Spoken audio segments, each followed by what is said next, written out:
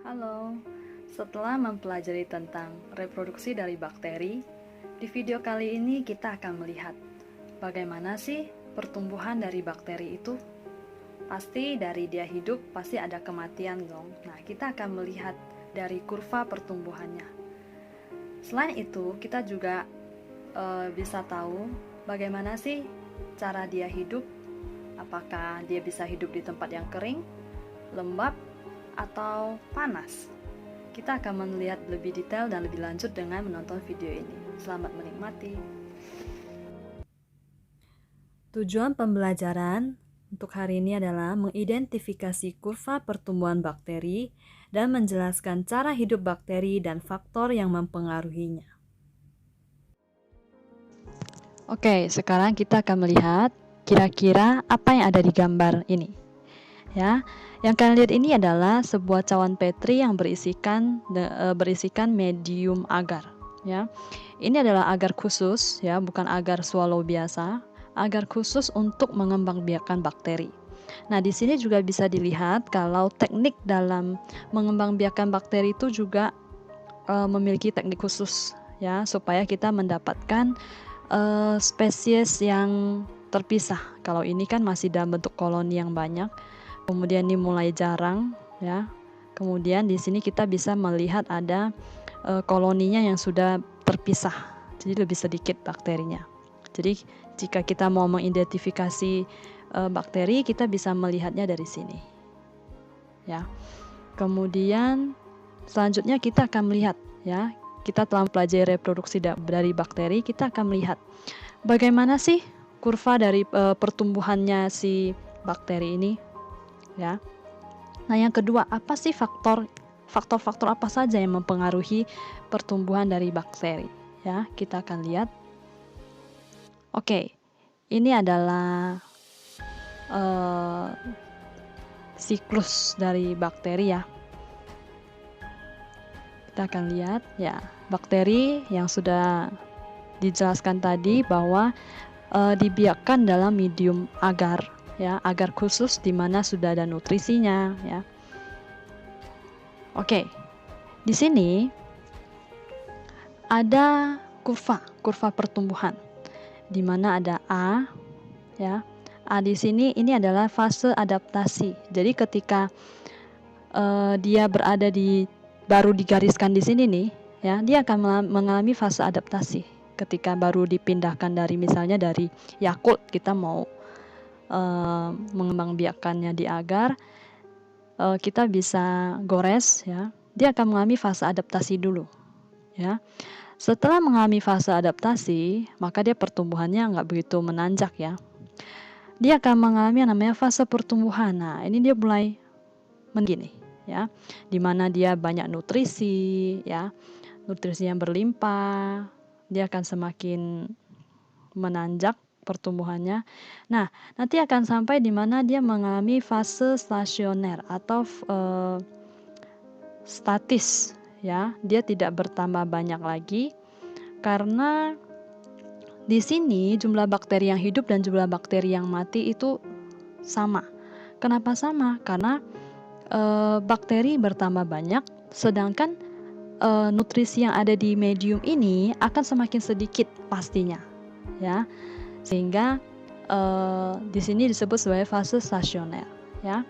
Kemudian yang D ini adalah fase kematian, ya. Sangat jelas ketika nutrisinya habis di sini, ya, itu akan mengalami fase kematian, ya.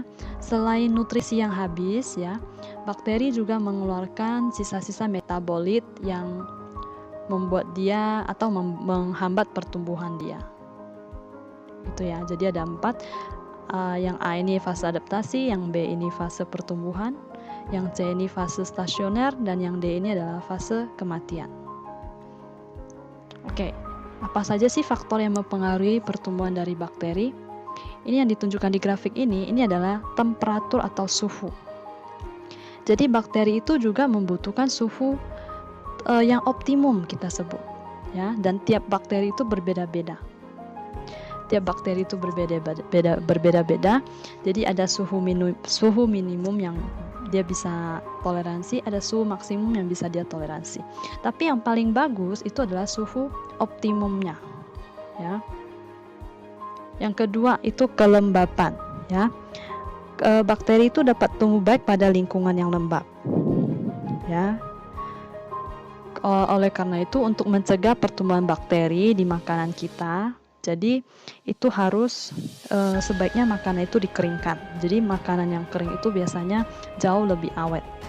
Kemudian yang ketiga itu adalah sinar matahari. Jadi sinar matahari, khususnya sinar ultraviolet, dapat mematikan bakteri dan juga mampu merusak struktur kromosom bakteri. Dengan demikian, sinar matahari dapat menghambat pertumbuhan dari bakteri. Selanjutnya adalah zat kimia. Ya, zat kimia seperti antibiotik dan zat-zat kimia lainnya dapat mematikan atau merusak dinding sel bakteri sehingga dapat menghambat pertumbuhan bakteri. Yang terakhir, nutrisi dan sisa metabolisme. Makin berkurangnya cadangan makanan pada medium serta timbulnya zat sisa metabolisme bakteri akan mengganggu kehidupan bakteri itu sendiri sehingga pertumbuhan koloni bakteri dapat terhambat. Sekarang kita akan lihat bagaimana saja sih cara hidup dari si bakteri. Ya. Makanan, berdasarkan cara perolehan makanan. Jadi berdasarkan cara perolehan makanannya ada autotrof dan ada heterotrof.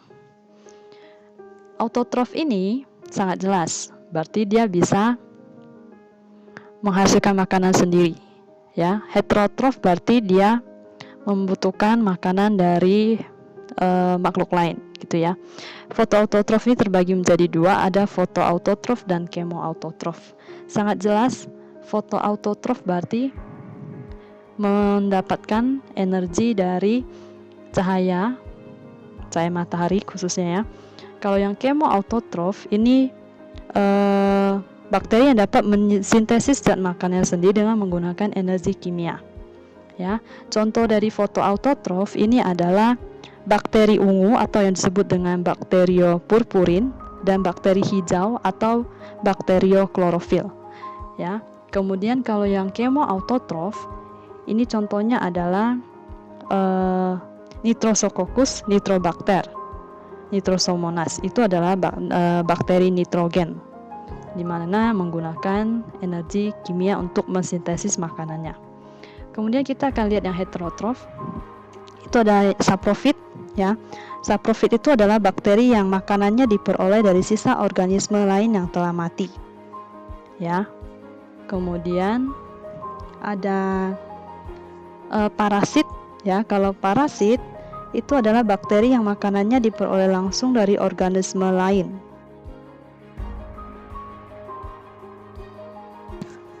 Oke, sekarang kita akan lihat cara hidup dari bakteri. Di sini ada gambar, ya, tabung reaksi yang berisikan dengan agar. Jadi media yang digunakan atau alat yang digunakan selain cawan Petri itu kita juga bisa menggunakan tabung reaksi. Ya. Nah, cara hidup bakteri itu ada ketergantungannya pada ada membutuhkan oksigen atau tidak, gitu ya. Jadi ini adalah gambar dari tabung reaksi, ada 5 tabung reaksi, ya. Gambar yang pertama ini adalah tabung reaksi yang tidak ada inokulasi bakterinya. Inokulasi itu adalah kita memasukkan bakteri, gitu ya. Nah, ini terlihat jelas ya, nggak ada bakteri. Ini hanya sebagai kontrolnya saja. Kemudian yang tabung yang kedua, ya, ketika dilakukan inokulasi bakteri, ya, ternyata dibiarkan sesaat gitu ya. Ternyata bakteri itu tumbuhnya ada di bagian atas.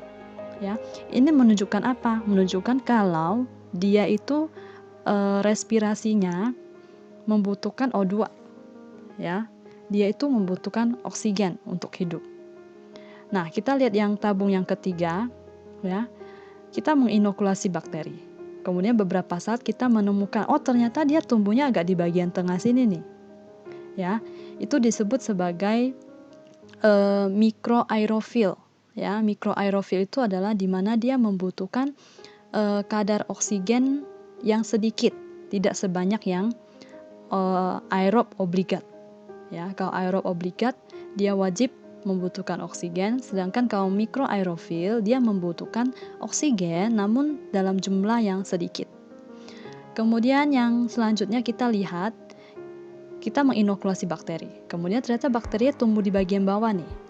Ya.